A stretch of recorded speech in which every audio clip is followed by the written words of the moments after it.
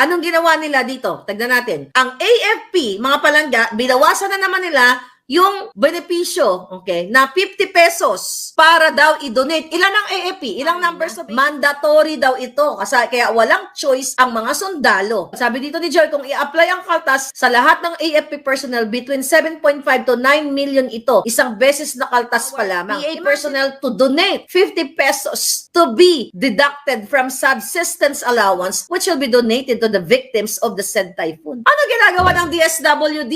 Anong ginagawa yung budget para dyan? Bakit kukunin pa itong mga kaluluoy na mga kayo dyan, ng mga AFP members na yan? Nilabas na ni Maharlika ang video, well, you enjoy the pulboronic government. If you like that, then be it. Kayo mga sundalo na nanonood ngayon, binawasan na naman. Nung una, police, 50 pesos yung rice subsidy nila, binawasan. Now, recently, nakita ko sa post ni Joey. Anong ginawa nila dito? Tignan natin. Ang AFP, mga palangga, binawasan na naman nila yung benepisyo, okay, na 50 pesos para daw i-donate. Ilan ang AFP? Ilang numbers of AFP natin, members?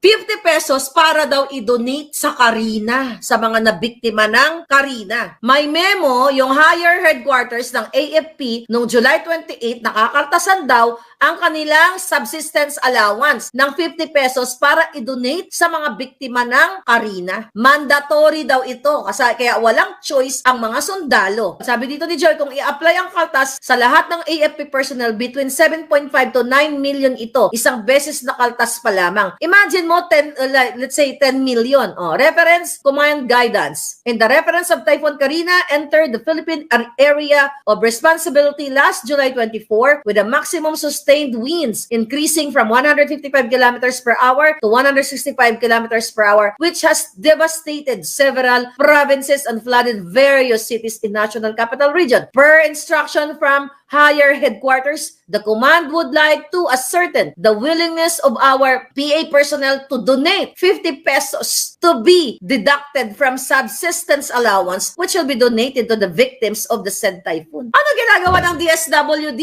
Anong ginagawa yung budget para dyan? Bakit kukunin pa itong mga kaluluoy na mga kayo dyan, ng mga AFP members na yan, mga sundalo? 50 pesos lang yun. Kung sa isang tao mo lang babawasin yun, mga kapalangga, wala yun, barya lang yun. Pero bulk, mass pangkaramihan at magtototal sa almost 10 million. Kaya kanino mapupunta? O sabi nga ni Maricel, 150,000 na ba AFP? Kulang lang pala tayo ngayon. Ano, dapat kulang pala, dapat marami tayong mga sundalo. 7.5 million. Kanino mapupunta yan? Nasaan yung mga nasaan ang budget ng AFP? Kung gusto niyo magdoon, nasaan ang confidential fund? Kasi may mga confidential funds yung mga yan. Bakit ultimong 50 pesos na nakawin nyo dito sa kawawang sundalo na hindi nga nyo mabilhan ng tamang mga gear sa kanilang laban? Only Duterte's time na dinoble ang mga salary niyan. Ngayon, tatanggalin nila, babawasin nila. Ganito po kawalang haya. Una, mga kapulisan, ewan ko ba sa mga pulis na ito, ewan ko ba doon sa mga sundalong ito, nagtsatsaga kayo sa mga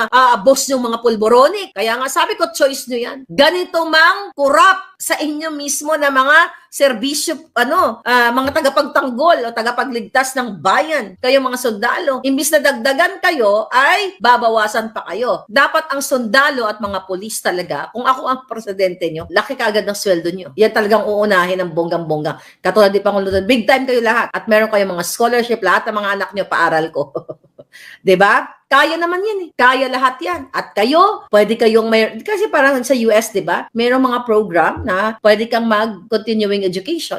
Dapat may mga ganyang proyekto sa ating mga tagapagligtas o tagaligtas. Paano natin mabibigyan ng proyekto? Ninanakaw nito mga higher ups nyo. Ito nga, 50 pesos pinapatos eh. Ang mga sundalo natin, mga nabulag, dahil walang complete gear. You know that already. And this bangag administration na buong pamilya, ayon sa aking source, ay mga pulboronic, lalo kayong pahihirapan, mga kababayan. Sabi ng isang ungas, i-disbar daw si Roque. What grounds?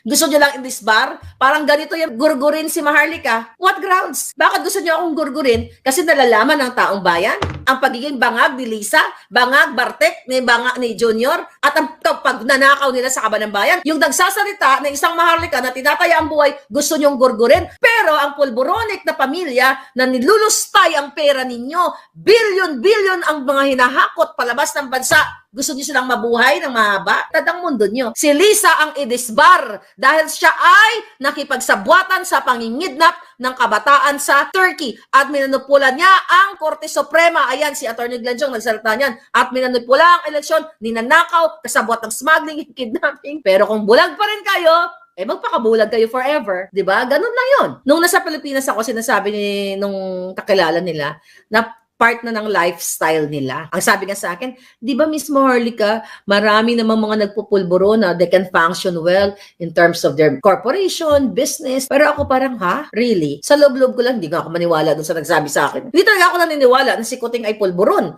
Na pulboronic nung time na yun. Siyempre, budol ka, sarado utak mo. Pero ngayon, na nakita natin yung impact ng pagiging pulboronic nila, na in less than a year pa lang, nakita ninyo, ito ang advice ko sa inyo. Huwag kayo matakot. Huwag kayo matakot matsugi. Lahat tayo matsugi. Ulitin ko, nung bata ako, maraming gustong umapak sa pagkatao ko. Lahat yun, tinumba ko. Totoo yun ha. Hindi yun yabang lang. Kahit mga bata pa, binabali ko yung mga boto nila, mga palangga. Ulitin ko ulit yung mga bagong kakilala sa akin. Ako ipinanganak sa Maynila. Inuwi kami sa Bisaya. Ganun talaga ang buhay, di ba? Nung bumalik kami ng Maynila, mga palangga, high school na ako. Siyempre, ang dila ko, matigas man. Madalas ako nabubuli palangga. Bisaya. Sabi niya, Bisaya. Uy, Claire, Bisaya. Sa bawat nagsabi sa akin, ng pang-asar sa akin, talagang talagang itong bukong-bukong ko, tumama talaga to sa mga bibig nila. Tama talaga dito. Bisaya pala. Ito sa'yo. Huwag kayong paaapi. Whether anak ni kapitan, anak ni congressman, kahit pa may mga pusil ang mga yan, una-unahan lang ang buhay. Pag bununot, ambahin mo. O, di ba? Unahan mo ng bongga-bongga.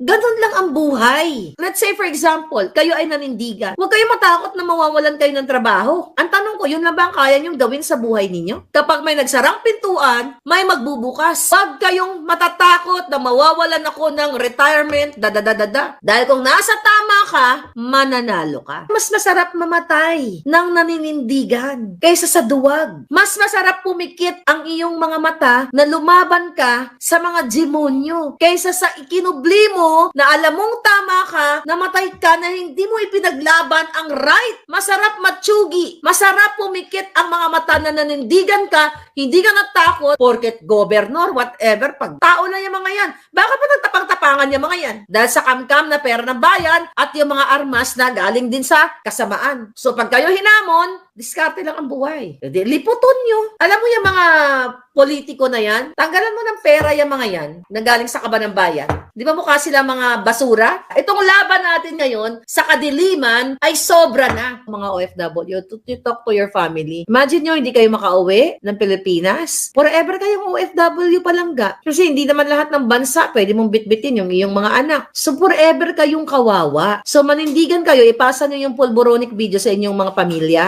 para magising sila kung sakali. Nasa inyong mga kamay. Kung paano nyo tapusin itong mga bangag na ito. Maawa kayo sa pamilya ninyo, pinamumunuan kayo ng mga bangag. Pera, budget ng Pilipinas, nasa kanila lahat. Pero hindi sila titigil hanggat pinapayagan nyo sila na nandyan at manggipit